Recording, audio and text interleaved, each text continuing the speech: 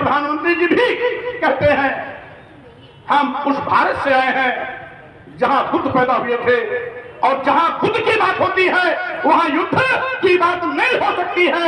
ये भारत की पहचान बुद्ध से है। हजारों साल तक ये भारत बौद्धमय था। नागवंश, कभी नागवंशी शासक हमारी संस्कृति को लोगों ने चुराया है। हमारी संस्कृति को अपना कर अपना बताया है। तो बुद्ध की प्रतिमा एक नहीं अनेकों मिली। अयोध्या में 3 बार खुदाई हुई, तीनों बार वहां बुद्ध और बुद्धकालीन अवशेष मिले। लोगों ने जलाने की कोशिश की। नालंदा विश्वविद्यालय, तक्षशिला विश्वविद्यालय, जो दुनिया का सबसे बड़ा विश्वविद्यालय था, दुनिया की सबसे बड़ी पुस्तकालय थी, जात पात, छुआछूत, ऊंच नीच का कोई स्थान नहीं, सभी इंसान बराबर हैं। सामाजिक परिवर्तन के महानायकों हमेशा समाज को बांटा, टुकड़े टुकड़े में किया। वो लोग हमें उपदेश दे रहे हैं, क्या जानते हैं? बटेंगे तो कटेंगे। क्या उपदेश दे रहे हैं? बटेंगे तो कटेंगे। हमारे माननीय मुख्यमंत्री जी भूल गए कि करोड़ों नौजवान बेरोजगार हो गया। भूखमरी के शिकार लोग 5 किलो 10 किलो चावल पाने के लिए लाइन लगा रहे हैं। गरीबी चरम पर है, काला बाजारी चरम पर है। छुट्टा जानवर लोगों की फसल को चरकर चौपट कर दे रहे हैं।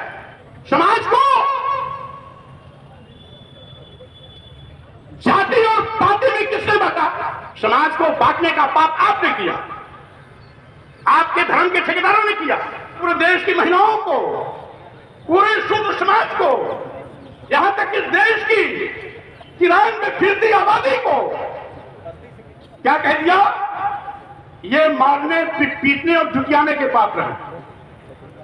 ढोल गमार शूद्र पुष्णारी शकल ताड़ना के अधिकारी। ये किसने बांटा? ये शुद्ध समाज को गुलाम कौन बनाने का सर्टिफिकेट दे रहा है? महिलाओं को, शूद्रों को मारने, पीटने, प्रताड़ित करने का लाइसेंस कौन बांट रहा है? तेली, कुम्हार, सुपच, किरात, कौल, तलवार को अधम जात होने का प्रमाण पत्र कौन जारी कर रहा है? मुख्यमंत्री जी हद बोले जी, तुम्हारे बाप दादा पुरखों ने बांटा है। अजमेर सत्संग चालक की बात को मान लेते, स्वामी प्रसाद मोरा की बात मत मानिए। चालक ने कह दिया कि जातियां भगवान ने नहीं बनाई, जातियां पंडितों ने बनाई। हमारे बीच के उपस्थित भारतीय संविधान निर्माता परम पूज्य बाबा साहब डॉक्टर अम्बेडकर जी के पौत्र, जिन्होंने स्वयं, इनके परिवार के लोगों ने, क्योंकि बाबा साहब के निर्माण के बाद ये पैदा हुए थे, तो परिवार के लोगों ने ही इनका नाम भीमराव डॉक्टर अम्बेडकर रखा। हमारे बीच के विराजमान हैं, आपको संबोधित कर चुके हैं। इसके साथ ही साथ हमारे बीच में हम सभी को आशीर्वचन देने के लिए यहाँ पर विराजमान पूज्य भिक्षुगण एवं भिक्षुणीगण, सभी देश के विभिन्न प्रदेशों से आए हुए सम्मानित अतिथिगण, नेपाल से भी पधारे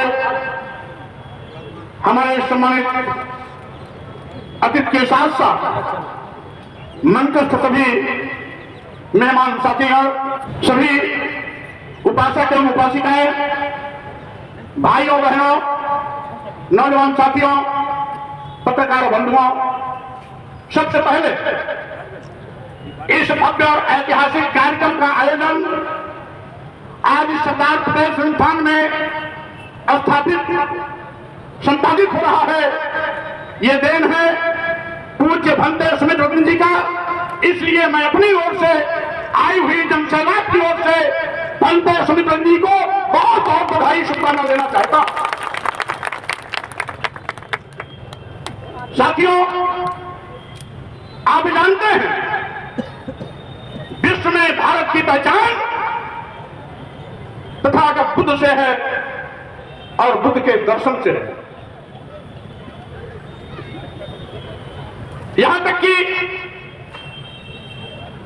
हमारे देश के प्रधानमंत्री या राष्ट्रपति दुनिया के किसी भी देश में जाते हैं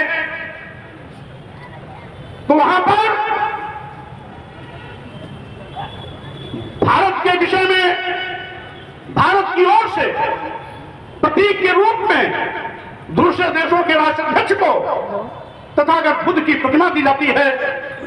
और साथ ही साथ जब कभी शांति की बात आती है तो हमारे देश के प्रधानमंत्री जी भी कहते हैं हम उस भारत से आए हैं जहां बुद्ध पैदा हुए थे, और जहां बुद्ध की बात होती है वहां युद्ध की बात नहीं हो सकती है।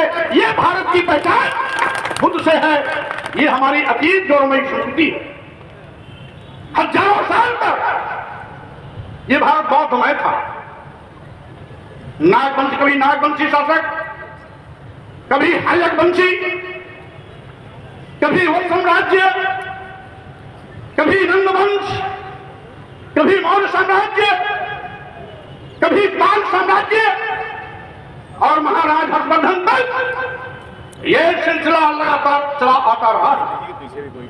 आप जानते हैं ये जो कुंभ मेला का आयोजन इस संगम तट पर होता है, इसका भी श्रेय बौद्ध राजा महाराज हर्षवर्धन को जाता है, क्योंकि यह परंपरा उन्होंने शुरू की है। आज हमारी संस्कृति को लोगों ने चुराया है। हमारी संस्कृति को अपनाकर अपना बताया है। यह हमारी संस्कृति की खासियत है कि लाख कोशिश किया लोगों ने मिटाने को, फिर भी हमारी बौद्ध धर्म की संस्कृति सबके सिर पर चढ़ करके बोलती है, कोई इसको मिटा नहीं सकता। आप जानते हैं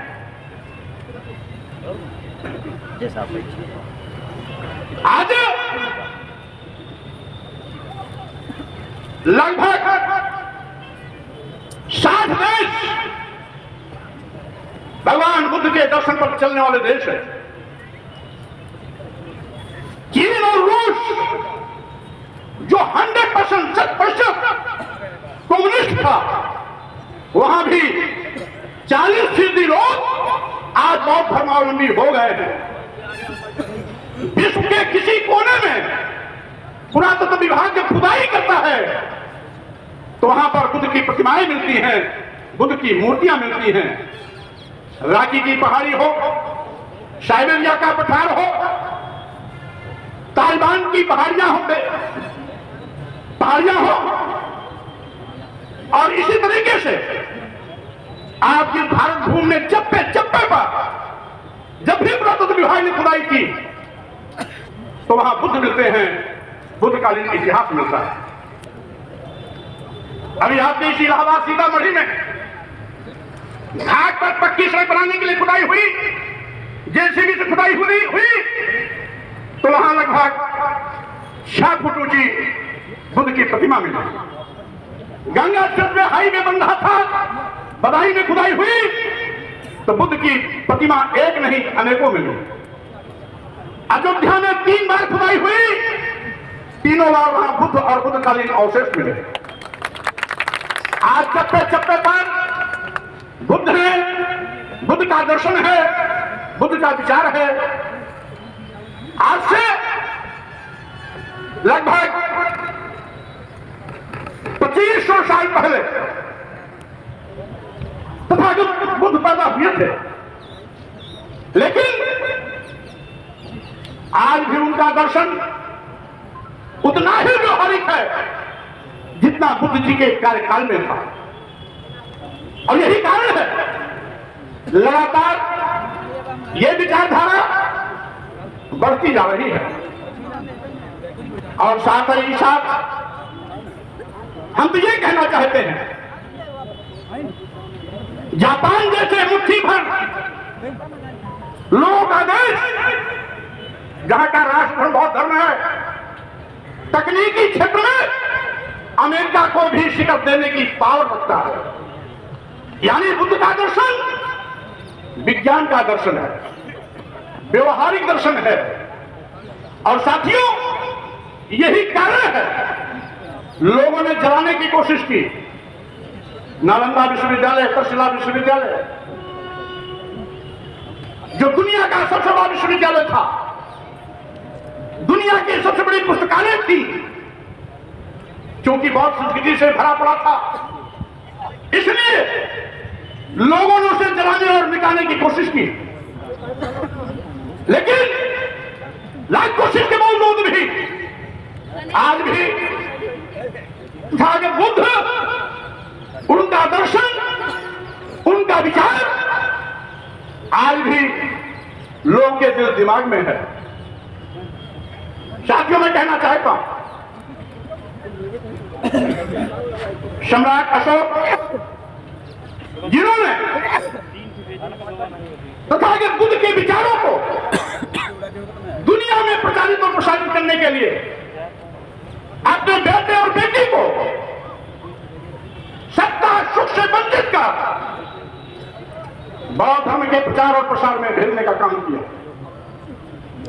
उस समय सोचिए, वो सम्राट अशोक जिसके भारत में अफगानिस्तान भी था, पाकिस्तान भी था, बांग्लादेश भी था, म्यांमार भी था, भूटान भी था, नेपाल भी था, वो अखंड भारत, इसने विशाल अखंड भारत का शासक सम्राट अशोक ने अपने बेटे महेंद्र संघमित्रा को उस समय लंका भेजा था तथा बुद्ध के विचारों को फैलाने के लिए।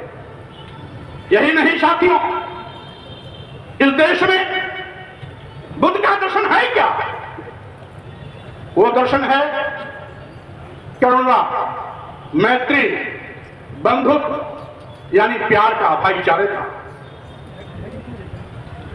बुद्ध के दर्शन में हम सब समान हैं, मानो एक समान की विचारधारा ही बुद्ध का दर्शन है। जात पात, छुआछूत, ऊंच नीच का कोई स्थान नहीं, सभी इंसान बराबर हैं। और इसीलिए आज यह बौद्ध दर्शन पूरे विश्व में नित्य प्रति प्रचारित और प्रसारित होता जा रहा है। साथियों, समय समय पर हमारे देश के संतों, गुरुओं, महापुरुषों ने भी इस विचारधारा को आगे बढ़ाने की कोशिश की। सम्राट अशोक से लेकर राजा हर्षवर्धन तक बड़े पैमाने पर तथागत बुद्ध के विचारों को जन जन तक पहुंचाने का प्रयास किया।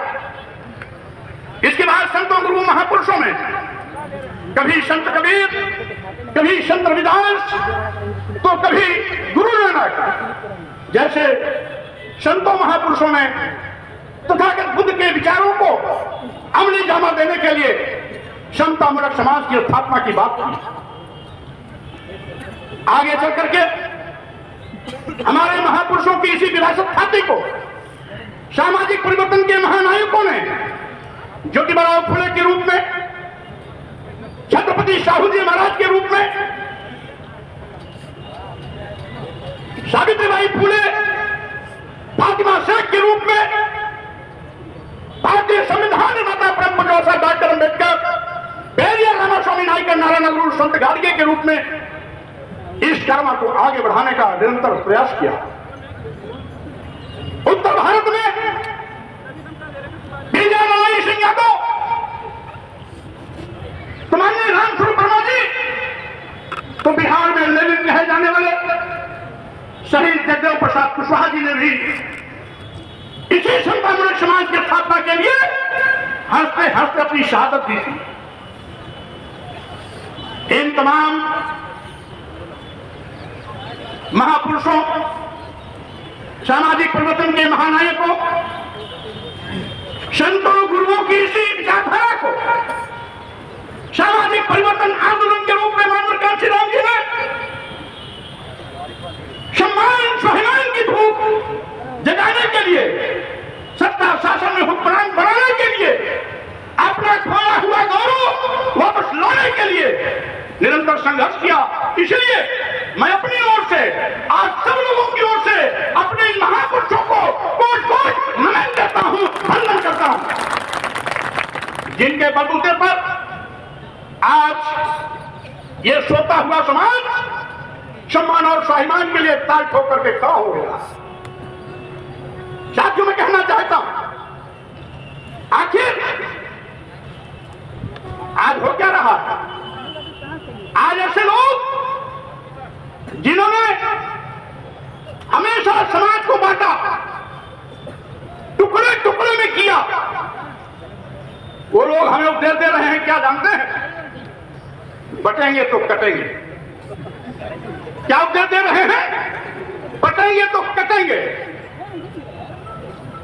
हमारे माननीय मुख्यमंत्री जी भूल गए कि करोड़ों नौजवान बेरोजगार हो गया। भूखमरी के शिकार लोग 5 किलो 10 किलो चावल खाने के लिए लाइन लगा रहे हैं। गरीबी चरम पर है, कालाबाजारी चरम पर है। छुट्टा जानवर लोगों की फसल को चलकर चौपट कर दे रहे हैं। ये भूल गए। नारा क्या दे रहे हैं? बटेंगे तो कटेंगे। इनका समर्थन कौन कर रहा है? आरएसएस के सह सर संचालक हसबोले जी। हसबोले जी क्या मैं समर्थन कर रहा हूं? अरे हसबोले जी और मुख्यमंत्री जी, मैं पूछना चाहता हूं, समाज को ब्राह्मण, क्षत्रिय, वैश्य, शूद्र में किसने बांटा?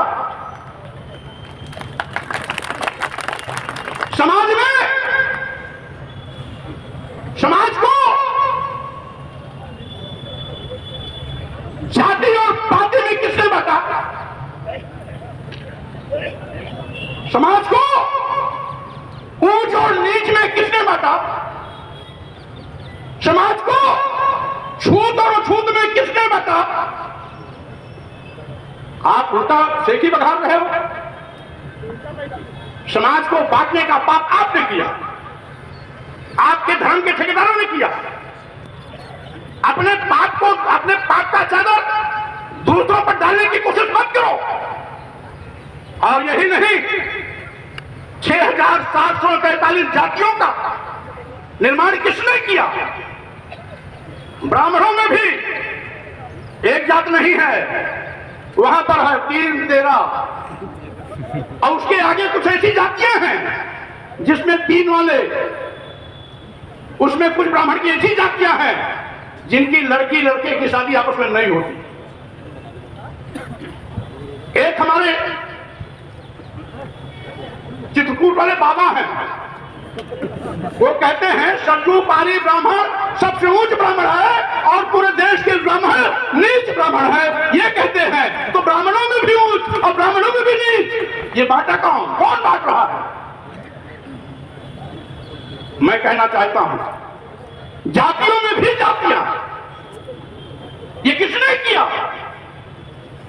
यही लोग जो कह रहे हैं बटेंगे तो कटेंगे। और आपने तो हद कर दी।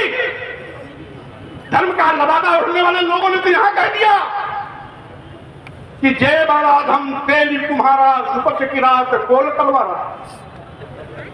जातियों को चिन्हित करके कह दिया ये अधम जातियां हैं। ये स्वामी प्रसाद मौर्य ने नहीं कहा, पंत सुमित्र जी ने नहीं कहा, मंच पर बैठे हुए हमारे किसी नेता ने नहीं कहा। किसने कहा? तुलसी बाबा ने कहा। इससे भी उनका पेट नहीं भरा तो उन्होंने और क्या बटवारा कर दिया कि सम्मान केवल तुम ब्राह्मण को देना, पूजा ही विप्र सकल गुणहीना, सकल गुणहीना यानी सभी गुणों से हीन हो तब भी तुम विप्र की पूजा करना। अब पूजा ही शूद्र गुण ज्ञान न प्रवीणा, गुणी है, ज्ञानी है, ज्ञान में प्रवीण भी है, तब भी उसका सम्मान मत करना। ये कौन बांटा? बाबा बोले। यही नहीं, इन्होंने तो पूरे देश की महिलाओं को, पूरे शूद्र समाज को, यहां तक कि देश की किराए में फिरती आबादी को क्या कह दिया? ये मारने पीटने और झुकियाने के पात्र हैं। ढोल गमार शूद्र प्रश्नारी शकल तारना के अधिकारी। ये किसने बांटा? और इनसे भी बड़े इनसे भी बड़े एक बैठे हुए हैं जिसको कहते हैं मनु महाराज। मनुस्मृति में क्या लिख दिया कि शूद्रम तु कार्येत दास्यम कृतम अकृतम हुआ दास्यैव तो जन्मना ब्राह्मण तु स्वयं हुआ, यानी ब्राह्मण स्वयंभू तक की ताकत है, उसे कुछ करने की आवश्यकता नहीं है। लेकिन शूद्र को गुलामी करनी है, क्योंकि गुलामी करने के लिए ही शूद्र को पैदा किया गया है। यानी कौन बांट रहा है? ये शूद्र समाज को गुलाम कौन बनाने का सर्टिफिकेट दे रहा है? महिलाओं को, शूद्रों को मारने, पीटने, प्रताड़ित करने का लाइसेंस कौन बांट रहा है? तेली, कुम्हार, सुपथ, किरात, कौन तलवार को अधम जात होने का प्रमाण पत्र कौन जारी कर रहा है? मुख्यमंत्री जी हंस बोले जी, जरा इतिहास का ज्ञान ना हो तो मेरी बात सुन करके अकल आ जाए तो ठीक रहेगा, समझ लोगे तो अच्छी बात होगी, आगे गलती नहीं करोगे। तुम्हारे बाप दादा पुरखों ने बांटा है और हमारे बाप दादा पुरखों ने हमेशा जोड़ा है। इसीलिए अभी नारा लग रहा था तथागत बुद्ध की करुणा हो, यानी यह समाज करुणा, प्यार, स्नेह, भाईचारे का समाज बैठा हुआ है। लेकिन आपने तो जाति में जाति बांट दिया, उसमें भी ऊंच और नीच कर दिया, उसमें भी छूत और अछूत कर दिया, एक में भी अनेक जाति पैदा कर दी। तो बांटने वाले क्या कर रहे हैं कि बटेंगे तो कटेंगे। अरे हम लोग तो कटने के लिए ही पैदा हुए हैं। जब आप हुकूमत में रहेंगे तो हम तो कटेंगे ही कटेंगे। यही हो रहा है। अभी कल झांसी में एक दलित अपने घर का काम कर रहा था, दबंगों ने उसे काम पर बुलाया, नहीं गया तो पहले तो उसको पेड़ पे लटकाया उल्टा, उसके बाद बाल बनाया, बाल बनाने के बाद पूरे गांव में घुमाया। वो दलित है इसीलिए ना। इसके पहले ललितपुर में एक कुर्मी समाज के घर में नौजवान को मारे, पीटे, घर का सामान लूटे और उससे भी उनका मन नहीं भरा हुआ तो जाते वक्त उसको तेल डाल करके जलाने का प्रयास किया। क्योंकि मौके पर तत्काल पुलिस पहुंच गई, अस्पताल ले गई, किसी उसको जान बच गया। महोबा में एक चौरसिया समाज के 24 साल के लड़के को लोगों ने पीट पीट करके मार डाला। हमीरपुर में एक प्रजापति समाज के 28 साल के लड़के को दबंगों ने पीट पीट के मार डाला। आपके इसी फतेहपुर में कोरी समाज के एक नौजवान लड़के को, उसको 18 साल का लड़का था, मौके पर मैं भी गया था, इतना पीटा, पैर का नाखून निकाल दिया। मरा समझ के उसको दफनाने जा रहे थे, किसी ने 112 पुलिस को सूचना दी, मौके पर पहुंची पुलिस, उन लोगों को गिरफ्तार किया, देखा उस बच्चे की सांस चल रही है, अस्पताल ले गए, किसी तरीके से बच गया। स्थानीय पुलिस को बचाना चाहती थी, क्योंकि मौके पर मेरा जाने का कार्यक्रम बन गया, एसपी को मैंने टाइप किया, उससे 308 की मुकदमा धारा बढ़ी और मेरे जाने के पहले से गिरफ्तार किया गया। इसी मिर्जापुर में पहले एक मौर्य समाज के नौजवान लड़के को, जो छात्र संघ का महामंत्री भी था, उस पर गाड़ी चढ़ा करके लोगों ने कुचल के मार डाला। एक्सीडेंट दिखाना चाहते थे, लोगों आक्रोशित होकर सड़क पे आ गए, बहरहाल पकड़े गए, वो निकले भाजपा के पदाधिकारी लोग, आज भी जेल में। अभी 10 दिन पहले 14 साल के दलित समाज के लड़के को गलासे से काट करके मार डाला। परसों एक दलित परिवार की जमीन जबरदस्ती हड़पने के लिए इतना बुरी तरीके से दबंगों ने मारपीट की कि एक व्यक्ति की तत्काल मौके पर मौत हो गई और 7-8 लोग घायल हो गए, जो अभी भी अस्पताल में एडमिट है। मैं वाराणसी सारनाथ शिवपुर थाने में गया था। नितिन नाम का मौर्य लड़का 18 साल का था, उसको दबंगों ने जला करके मार डाला। इतने से भी उनका मन नहीं भरा तो उसका एक हाथ काट लिया, उसका एक पैर काट लिया। आपके इसी रायबरेली में अर्जुन पासी 21 साल का लड़का है, दबंगों ने पीट पीट के उसे मार डाला। एक शेड्यूल कास्ट का लड़का, दलित समाज का लड़का, रायबरेली का रहने वाला है, जो अमेठी के शेड्यूल रतनगंज थाने में अंतर्गत स्कूल संयुक्त विद्यालय, जिसमें प्राइमरी जूनियर दोनों एक होता है, उसमें पढ़ाता था, उसको गोलियों से भून दिया। यही नहीं, उसकी पत्नी, उसके 2 बच्चों को मौत की नींद सुला दिया। 4 मौतें एक हो गई। यही नहीं, गोंडा में एक दलित समाज के नौजवान को जो मात्र 22-23 साल का था, दबंगों ने पीट पीट करके मार डाला। मुख्यमंत्री जी, इनमें जितनी घटनाओं को मैंने गिनाया, 3 घटना छोड़ करके सारे घटना को अंजाम देने वाले दबंग आपकी बिरादरी के थे। जिस बिरादरी में आप पैदा हुए हो, कहते हो कि हमें क्षत्रिय समाज पर बड़ा गर्व है क्योंकि भगवान भी इसी क्षत्रिय समाज में पैदा हुए थे। तो क्या आप लोग इसीलिए पैदा हुए हैं कि लोगों को, दलितों को, पिछड़ों को गाजर मूली की तरह काटते रहो और ये गूंगा बहरा अंधा बनकर आपके हिंदू मकर जाल में फंसकर आपको वोट देता रहे, प्रधानमंत्री बनाता रहे, मुख्यमंत्री बनाता रहे और वो अपने बच्चों की लाश को देख करके उफ भी न कर पाए। कहते हैं बटेंगे तो कटेंगे, यहां तो सब एक हैं, फिर भी वो कट रहे हैं, मर रहे हैं, जल रहे हैं। एक होने के बावजूद भी ये बांग्लादेश नहीं है, ये पाकिस्तान भी नहीं है, ये भारत है। जिस भारत के प्रधानमंत्री अमेरिका जाते हैं, जब वहां पर आतंकवाद के खिलाफ लड़ाई लड़ने की बात होती है तो प्रधानमंत्री जी कहते हैं हम बुद्ध के देश भारत से आए हैं, इसलिए जहां बुद्ध है वहां युद्ध नहीं। लेकिन आप तो अपने ही लोगों का सर काट रहे हो, अपने ही लोगों को मौत के घाट उतार रहे हो और फिर भी कहते हो शर्म नहीं आती कि बटेंगे तो कटेंगे। किसको उपदेश दे रहे हो? किसकी आंख धूल झोंकने की कोशिश कर रहे हो? और साथियों, मैं कहना चाहता हूं, इस देश में बौद्ध धर्म और जैन धर्म अतीत काल का धर्म है। यद्यपि जैन धर्म का विस्तार नहीं हो पाया, लेकिन बौद्ध धर्म विश्वव्यापी बन गया। हजारों साल तक भारत भूमि पर बौद्ध शासकों का राज था और यहां पर हर्षवर्धन साम्राज्य के बाद 1000 साल तक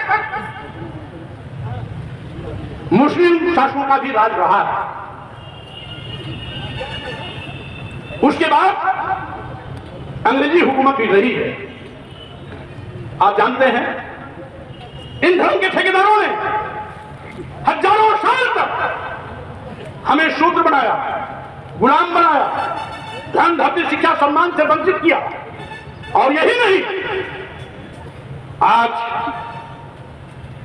जब हमारे महापुरुषों ने अंग्रेजी हुकूमत से लड़ाई लड़ करके यहां की हकीकत को बयां किया तो अंग्रेजों ने तमाम समाज सुधार की बात की। अंग्रेजी हुकूमत ने हमें पढ़ने लिखने का पहले शासनादेश जारी किया। पहले एक व्यक्ति की बल्टी जाती थी, वो शूद्र समाज का होता था, अंग्रेजी हुकूमत ने इस पर रोक लगाई। पहले हमारे शूद्र समाज के बेटों की शादी होती थी तो दुल्हन उनके घर नहीं आती थी, 3 दिन 3 रात शादी कराने वाले के घर में रुकती थी, अंग्रेजी हुकूमत ने इस पर रोक लगाई। पहले बेटियों को जिंदा मार दिया जाता था, अंग्रेजी हुकूमत को बताया गया, उसने इस पर रोक लगाई। सती प्रथा, बाल विवाह होता था, अगर अचानक 10 साल, 12 साल, 13 साल, 14 साल, 15 साल की उम्र में गौने के पहले अगर लड़का मर जाता था तो लड़की को जिंदा अपने पति के लाश के साथ जलना पड़ता था। अंग्रेजी हुकूमत ने इस पर रोक लगाई। यही नहीं, कानून भेदभाव करता था, शूद्र समाज के लोगों की सजा कठोर होती थी और एक जाति विशेष के लोगों को सजा शून्य होती थी। अंग्रेजों ने बराबर कानून बनाया और उसके तहत पहला सजा हुआ बंगाल कोर्ट में नंद कुमार जी को जेल जाना पड़ा। हमारे कहने का मतलब अंग्रेजी हुकूमत ने जो भी सुधार लाए, जब देश आजाद हुआ, बाबा साहब डॉक्टर अम्बेडकर तमाम हमारे सामाजिक परिवर्तन महानायकों के साथ जो लड़ाइयां लड़ी और भारतीय संविधान लागू करने का अवसर मिला तो बाबा साहब डॉक्टर अम्बेडकर ने उन सारे अधिकारों को मौलिक अधिकार के रूप में परमानेंट इस देश के सभी लोगों को बिना भेदभाव के सबको बराबर दे दिया। बाबा साहब डॉक्टर अम्बेडकर को भेदभाव नहीं किया, जबकि डॉक्टर अम्बेडकर जी को कदम कदम पर अपमानित किया गया। प्राइमरी स्कूल से लेकर के समाज के हर उस मुकाम पर जहां भी डॉक्टर अम्बेडकर सबको धन अर्जित करने का अधिकार, सबको सम्मान स्वाभिमान से जिंदगी जीने का अवसर, सभी को विकास के क्षेत्र में आगे बढ़ने का समान अवसर। और इसीलिए साथियों, मैं कहना चाहता हूं, हमारे महापुरुषों ने जब जब मौका आया है तो उन्होंने सबके सम्मान और स्वाभिमान का ख्याल किया। वो चाहे सम्राट अशोक रहे हों, अन्य बौद्ध शासक रहे हों, और वर्तमान में चाहे बाबा साहब डॉक्टर अंबेडकर रहे हों, सभी महापुरुषों ने कोई भेदभाव नहीं किया। सबके सम्मान स्वाभिमान का बराबर ख्याल करते हुए सभी के हितों की रक्षा की गारंटी दी। लेकिन आज एक वर्ग विशेष के लोग काटे जा रहे हैं, मारे जा रहे हैं। वो वर्ग विशेष के लोग कौन हैं? वर्तमान में अनुसूचित जात, अनुसूचित जनजात और पिछड़ा, जिसको पहले शूद्र कहा जाता था, वही आज भी काटा जा रहा है, मारा जा रहा है, जलाया जा रहा है। एक वर्ग विशेष के लोगों को, दलितों, आदिवासियों, पिछड़ों को काटने, मारने, जलाने का लाइसेंस मिला हुआ है। उनके घर पर बुलडोजर नहीं जाता है, उनके खिलाफ कठोर कार्रवाई नहीं होती है, उनके घर नहीं गिराए जाते हैं। लेकिन अगर दलित, पिछड़ा, मुस्लिम समाज का एक व्यक्ति छोटी सी गलती कर देता है तो उसके घर पर बुलडोजर चला जाता है। आखिर न्याय में भेदभाव क्यों? न्याय में भेदभाव क्यों? जब कानून सबको बराबर न्याय देने का वकालत करता है तो संविधान की कसम खाने वाले लोग संविधान के विपरीत आचरण क्यों करते हैं? ये अपने आप सोचने और समझने की जरूरत है। साथियों, मैं कहना चाहता हूं, आज के प्रवेश में जो आज पढ़े लिखे, साफ सुथरे कपड़ों में बैठे हुए लोगों का हजम दिखाई पड़ रहा है, इसके पीछे हमारे सामाजिक परिवर्तन के उन क्रांतिकारी महापुरुषों का आशीर्वाद है, उनका संघर्ष है, उनका त्याग है, जिन्होंने लंबी लड़ाई लड़ करके हमारे सम्मान, स्वाभिमान, धन, धरती, शिक्षा, सम्मान के अधिकार को वापस दिलाने का काम किया। अन्यथा जानते हैं, हमें तो जानवर से बदतर माना जाता था। बाबा साहब डॉक्टर अंबेडकर के इतिहास में जो पढ़े होंगे, महार का तालाब आंदोलन देखा होगा, उसमें कौवे पानी पीते थे, गीध और चील पानी पीते थे, सुअर लौटती थी, भैंसें लौटती थी, गाय पानी पीते थे, लेकिन उसमें शूद्रों को पानी पीने का अधिकार नहीं था। यह अधिकार बाबा साहब डॉक्टर अंबेडकर ने लड़के दिलाया था। लेकिन आज आजाद भारत में भी आज कुछ लोग मनुवादी व्यवस्था को लाने की कोशिश कर रहे हैं, थोपने की कोशिश कर रहे हैं। ये बहुत ही चिंतनीय विषय है। और ऐसे ही जो मनुवादी व्यवस्था को थोपना चाहते हैं, वही हमें उपदेश दे रहे हैं कि बटेंगे तो कटेंगे। मैं कहना चाहता हूं, आज आप सत्ता में हो, गलत परंपरा मत डालो। सत्ता में बैठे हुए लोगों से मैं कहना चाहता हूं, ये गलत परंपरा मत डालो, क्योंकि तुम 5% हो, गलत परंपरा डाल रहे हो। जिस दिन 93% लोगों के हाथ में सत्ता आएगी तो तुम कहां खड़े होगे, इसको भी सोच करके देखो। इसलिए ऐसा मत करो। जिंदाबाद जिंदाबाद। इसलिए गलत परंपरा मत डालो, संविधान के विपरीत आचरण मत करो, इंसानियत का कत्लेआम मत करो, इंसानियत को जातियों धर्मों में बांट करके उनके साथ भेदभाव मत करो। इस देश का हिंदू, मुसलमान, सिख, ईसाई, पारसी, बौद्ध, जैन सभी भारतीय हैं। जो भी इस देश का है, वो भारत का जो भी है, वो हमारा भाई है। यहाँ का मुसलमान, यहाँ का ईसाई विदेश से नहीं आया है। समय समय पर किसी ने इस्लाम धर्म कबूल कर लिया, वो मुसलमान बन गया। किसी ने ईसाई धर्म कबूल कर लिया, वो ईसाई बन गया। लेकिन वो मूल बासिंदे हमारे भारत के हैं। कोई आदिवासी था, कोई अनुसूचित जात का था, कोई पिछड़ा था, और यही नहीं अगले भी धर्म परिवर्तन किए हैं। आज इतिहास आप खोलेंगे तो अगर किसी क्षत्रिय ने इस्लाम धर्म कबूल कर लिया तो वहां पठान हो गया, किसी श्रीवास्तव ने इस्लाम धर्म कबूल किया शेख हो गया, किसी ब्राह्मण ने इस्लाम धर्म कबूल कर लिया सैयद हो गया। ये बाहर से नहीं है, ये सभी देश के हैं।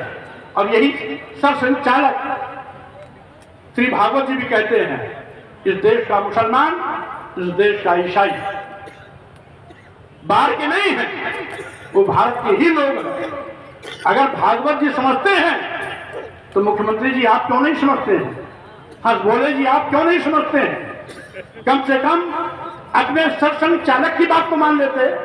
स्वामी प्रसाद मौर्य की बात मत मानिए, लेकिन अपने सरसंघ चालक की बात तो मान लेते।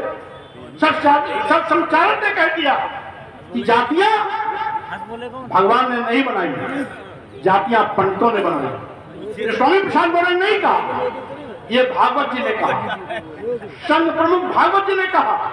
अगर संघ प्रमुख भागवत जी ने कहा तो उनकी बात क्यों नहीं मानते हो?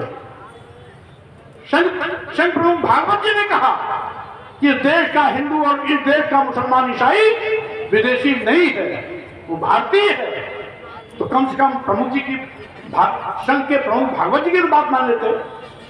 लेकिन मैं कहना चाहता हूं, जातिवाद के जहर में जो पैदा हुआ है वो जातिवादी चरित्र से बाहर आ ही नहीं सकता। ये तो गुण हमारे महापुरुषों में, उदार मन, विशाल हृदय, सबको साथ लेकर चलने की क्षमता, मानव मानव एक समान की विचारधारा अगर कहीं कोई मिलता है तो ताकत बुद्ध के दर्शन में मिलता है।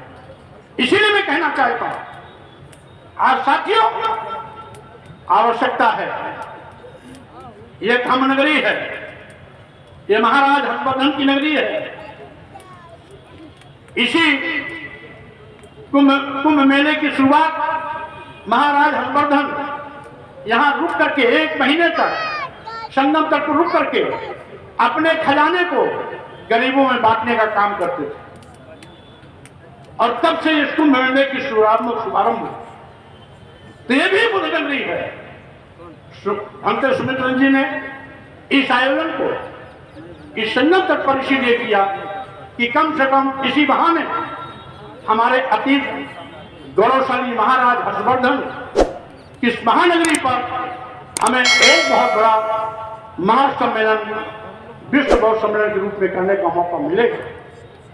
इसलिए मैं पूज्य भंते सुमित्र जी को बहुत बधाई शुभकामना देता हूं कि आपने केवल विश्व बौद्ध महासम्मेलन का आयोजन नहीं किया, बल्कि महाराजा हर्षवर्धन जो बौद्ध शासक थे, उनके अतीत गौरवमयी धम्म नगरी इस प्रयाग की धरती को आपने धन्य किया है और ये बताने की कोशिश की है कि यह बौद्ध राजाओं की धरती रही है, महाराजा हर्षवर्धन की नगरी रही है, ये धम्म नगरी रही है। और वो व्यवस्था आज भी कुंभ मेले के रूप में चल रही है, जो विश्व के तमाम लोग आज भी इस मेले में आते हैं। मैं अपने नेपाल सहित देश के तमाम प्रदेशों से आए हुए उन अतिथियों का भी मैं अपनी ओर से भी स्वागत करता हूं, धन्यवाद देता हूं, क्योंकि मेरा छात्र जीवन इसी इलाहाबाद में बीता।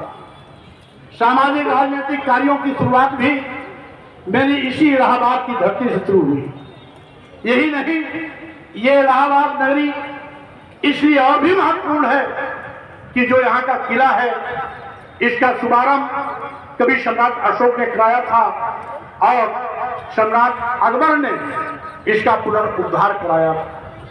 इसलिए भी यह महानगरी अति गौरवशाली नगरी है। हम इस सरजमी को भी नमन करते हैं क्योंकि हमारा पूरा विद्यार्थी जीवन यहाँ भी था।